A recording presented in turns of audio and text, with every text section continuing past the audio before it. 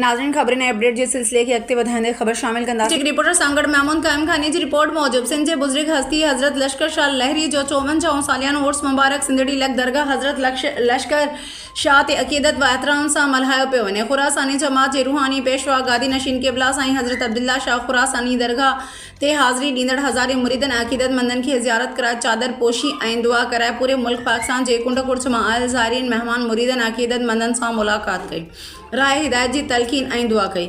सजादा नशीन ज़िले चेयरमैन सांगड़ क़िबला सैयद रियाज़ हुसैन शाह खुरासानी मुरीदनि अक़ीदतमंदनि सां गॾु दरगाह लश्कर शाह ते चादर पोशी कई ऐं दुआ घुरी उर्स मुबारक जो बाक़ायदा आगाज़ कयो। मेले में सिंध जे मशहूर मल जे पहलवाननि मलाखड़े में हिस्सो वरितो। बहितरीन मल करण ते पहलवाननि खे इनामनि सां नवाज़ियो वियो। सुरीली गुलकारनि तरफ़ां राग जी महफ़िलूं बि रखियूं वयूं। उन समय मिठाई जे दुकान, वॾनि नंढनि लाइ बहितरीन तफ़रीह गाहूं ऐं ॿारनि जे तफ़रीह लाइ रांदीका दुकानूं ऐं फन लैंड जो इंतज़ाम बि थियल आहे। मेले में आयल शौक़ीननि तरफ़ां मेले जो इंतज़ाम खे साराहियो वियो।